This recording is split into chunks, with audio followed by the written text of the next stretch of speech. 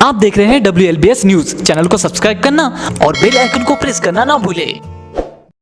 सम्मानित मेरे मंचासीन पिता तुल्य हमारे ठौरे साहब, पिता तुल्य कामड़े जी, मेरे बड़े भाई बागड़े जी एवं मेरे मित्र सह घाटोड़ साहेब, आदरणीय संदीप बागड़े जी, पासवान साहेब एवं मेरे मुकेश भाई एवं उसके बाद सुजाता महिला मंडल, आप सबका मैं धन्यवाद करता हूं। आपने मुझे दो शब्द बोलने का मौका दिया। और सुजाता और आम्रपाली, ये दो शब्द बड़े फेमस है बुद्धा के समकालीन। सुजाता और आम्रपाली, सुजाता ने खीर खिलाई, बुद्धा को ज्ञान प्राप्त हुआ। आम्रपाली गणिका थी ऐसा कहा जाता है, बट आम्रपाली गणिका नहीं थी, आम्रवन की रक्षिका थी। अगर हम बुद्धा से 1000 साल पीछे चले जाए तो एक्चुअल में इस धरती की जो महारानी थी, जो रक्षक थी, निवृत्ति, आशा, निशा, उषा, ये हमारी महारानियां थी, क्योंकि उस समय मात्र प्रधान संस्कृति थी। बुद्धा से 1000 साल पहले की बात, बुद्धा के आते तक वो व्यवस्था खत्म हो गई। मनुवादियों के द्वारा हमारी माँ बेटियों से शादी करने के बाद में वो व्यवस्था धीरे धीरे वो विलुप्त होते गई और सुजाता और आम्रपाली पर आकर टिक गई। मात्र प्रधान संस्कृति, वैदिक शास्त्र की खोज लेडीज ने की, आयुर्वेद की खोज लेडीज ने की। लेडीज ने क्यों की? क्योंकि लेडीज जब प्रेग्नेंट होती थी तो उसे एक जगह रुकना होता था और एक जगह रुक करके उस जगह को साफ करना होता था, और साफ करने के बाद क्या उपयोगी चीज है उस चीज को ग्रहण करना होता था, उस चीज को अपने पति के लिए, अपने बच्चों के लिए संरक्षित करना होता था। इसलिए सारी चीजों की जनक स्त्री।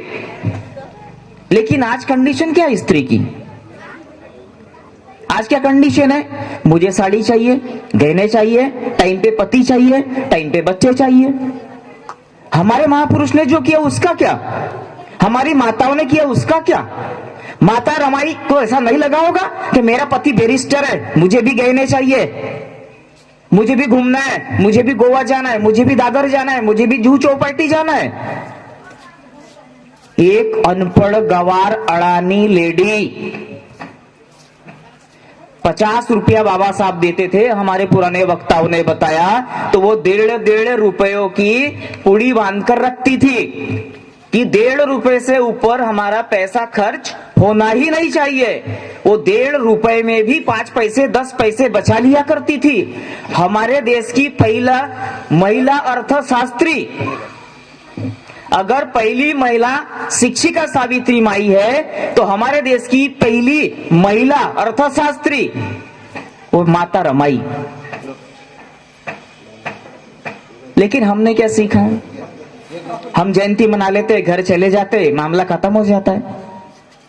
हम कभी समाज में जाकर बात करते कि चलो हम 4 औरतें मिलकर के 2 गांव में जाए, वहां हमारी बात रखे, हम अपने महापुरुष का इतिहास बताएं, क्योंकि गांव में अनपढ़ गवार लोग ज्यादा होते हैं और वो तुम शिक्षित लोगों की तरफ आशा की नजरों से देखते हैं कि आएंगे ये कुछ बताएंगे, और आप गलत भी बताओगे तो वो सही मानेंगे क्योंकि आप उनसे ज्यादा पढ़े लिखे हो। माता रमाई अनपढ़ गवार होते हुए भी बाबा साहब के बीच में कभी रोड़े नहीं बनी। रोड़ा कब बनी? पासवान साहब ने बताया कि 4 बच्चे मर गए तब रोड़ा बनी, क्योंकि तब उसके दिल का जो बोझ था वो खत्म हो गया था। क्यों नहीं होगा? अरे तुम्हारा बच्चा एक दिन के लिए बीमार होता है तो तुम रात दिन एक कर देते हो, उसके 4 बच्चे मर गए, क्यों नहीं बोलेगी वो? उस टाइम में बाबा साहब कितने बड़े विद्वान थे, ये मुद्दा नहीं था। उनके 4 बच्चे मर गए, इसका बोझ था और वो बोझ उसने उतारा, और उतारना स्वाभाविक भी था। 4 बच्चे मरने के बावजूद भी बाबा साहब रह रहे के समाज के लिए भाग रहे, समाज के लिए भाग रहे, बच्चे मर रहे, बाबा साहब पढ़ने जा रहे, बच्चे मर रहे, बाबा साहब पढ़ने जा रहे। उसके बावजूद भी जब पैसा कम पड़ गया, साहूजी महाराज जब डेथ हो गई तो पैसा देना बंद हो गया, तब भी बाबा साहब पूछते, रामू तुझ्या जवळ काही आहे का? उस समय बाबा साहब को इंग्लैंड के संविधान की बुकें खरीदना था, वो भी सेकेंड हैंड। तब माता रमाई ने जो 5-5 रुपए बचा करके रखी थी, वो पैसे बाबा साहब को दी थी। वो चाहे तो छुपा सकती थी। अभी की लेडी से तो अपने पति का वो शायद परसों वर्ष भी ढूंढती है, ये भी कुछ देखा है मैंने, जब भी चेक करती है। जैसे ही शाम को घर से वापस आया नौकरी से, सारे पैसे बचे कि नहीं बचे, कि गड़बड़ तो नहीं कर दिया इसने उधर कहीं। लेकिन उस लेडी ने पैसे जो बचा बचा कर गठरी बांध बांध कर जो रखी थी, वो पैसे बाबा साहब को दे दी। तो उनसे सीखने लायक मामला ये है, हम ये नहीं बोलते आप रात दिन काम करिए, आप अपने बच्चों का पेट काटिए, नहीं बोलते हम। एक आध घंटा जाकर के कहीं ना कहीं 2 बात कीजिए, माता रमाई के बारे में, माता सावित्री के बारे में, माता जिजाऊ के बारे में। लेडीज मिलकर सिर्फ लेडीज के बीच में बात कीजिए ना। पर कहां करते हैं हम, सिर्फ जयंती मनाते हैं, बुद्धम चरणम गच्छामि 63 पंचशील लेते हैं, घर जाके सो जाते हैं। और गांव का समाज को भी ऐसा लगता है इनको नौकरी मिल गई है, बिल्डिंग बांध ली, बिल्डिंग पे बिल्डिंग बांधते जा रहे। गांव का भी समाज को ऐसा लगता है, हाँ, ये हमारे किस काम के, ये तो अपना घर भर रहे हैं। तो हमारा कॉम्बिनेशन ही नहीं हो रहा है ना। गरीब और अमीर के बीच की जो हमने खाई पाटना था, वो खाई पाट नहीं रही है, वो खाई बढ़ रही है। और उन्हीं गरीब समाज के बीच में जाकर के हमारा दुश्मन हमारे खिलाफ में हमारे आदमी को खड़ा कर देता है। और बाद में हम क्या बोलते हैं, सिटी के लोग, साले गांव के लोग बेईमान है। अरे बेईमान हम लोग हैं जिनको नौकरी है, जिनके पास पैसा है, क्योंकि तुम गरीब के बीच में नहीं जाते हो। गरीब के बीच में जाते, गरीब के बीच में सहानुभूति पैदा होती। 2 अप्रैल का SC/ST एक्ट आंदोलन के खिलाफ में जो आंदोलन हुआ, सबसे ज्यादा गांव के लोग आए थे। पासवान सर सही है, बागड़े सर, ऐतिहासिक आंदोलन था वो। और यहाँ के लोग सो रहे थे, सौसर के लोग सो रहे थे, जिनके पति अच्छी अच्छी नौकरी में है, वो उनकी पत्नियां घर में सो रही थी। ये मेरा आंखों देखा हाल है। ये कहने का मतलब ये है कि ये महापुरुष हमें सिखाते कि आगे करना क्या है। जयंती मना करके घर में जाके चुपचाप सोना नहीं है। इनके संघर्ष को आगे कैसे बढ़ाए, इनके संघर्ष को हम क्या सीखा हमने अभी तक। अभी सब कुछ खत्म हो चुका है, बचा क्या है हमारे पास में। अभी लग रहा है हमको कि हमारे हाथ का लोग पानी पी रहे हैं, अभी छुआछूत नहीं कर रहे हैं। लेकिन रीवा, सतना, ग्वालियर जाकर के देखो, यूपी जाकर के देखो, अपनी औकात हमको समझ में आ जाएगी। शिवनी सर 2 साल पहले 5वीं में लड़का कुएं में गिर गया, दिन भर पानी नहीं पीने दिया गया। हमें ऐसा लगता है छुआछूत नहीं है, अभी भी है। यहाँ कुछ एरिया में नहीं हो रहा होगा, ठीक है। बाबा साहब को जब बाबा साहब खड़े हुए, बंगाल के लोगों ने क्यों बुलाया होगा बाबा साहब को? बंगाली लोग, लैंग्वेज अलग, कल्चर अलग, वहां हमारी जात भी नहीं, वहां नमो शूद्र चाय मंडल लोग हैं। बाबा साहब मार थे, तो फिर नमो शूद्र चाय मंडल ने क्यों बुलाया होगा चुनाव लड़ने के लिए? लेकिन बाबा साहब को इसलिए बुलाया गया, पहले बाबा साहब ने देश भर में काम किया, चारों दिशाओं में काम किया, चारों दिशाओं में अपने लोगों को ढूंढा, उनको जाकर के समझाया। इसलिए बंगाल के लोगों को ऐसा लगा, जोगीनाथ मंडल को ऐसा लगा कि मेरे से अच्छे ज्यादा उपयुक्त तो कौन होंगे संविधान सभा में, तो बाबा साहब होंगे। इसलिए उन्होंने अपनी सीट छोड़ा और मुस्लिम और नमो शूद्र चाय मंडल लोगों ने बाबा साहब को वोट किया और संविधान सभा में भेजा। केवल मेरा उद्देश्य रमाई की जयंती मनाना उद्देश्य नहीं है। ये होते रहता है, ये चलते रहता है, रूटीन में चलने वाला काम है। पर इस मनाने के जयंती मनाने के पीछे हमको अपना इतिहास बताना है कि हमें करना क्या है, आगे प्लानिंग होनी चाहिए।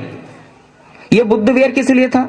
63 पंचशील के बुद्ध विहार नहीं था, ये हमारा प्राइमरी स्कूल है। ये नालंदा महाविहार कहा जाता है, नालंदा महाविहार, तक्षशिला महाविहार, आज जिसको हम महाविद्यालय बोलते हैं, यूनिवर्सिटी बोलते हैं, उसको उस टाइम में महाविहार कहा जाता था।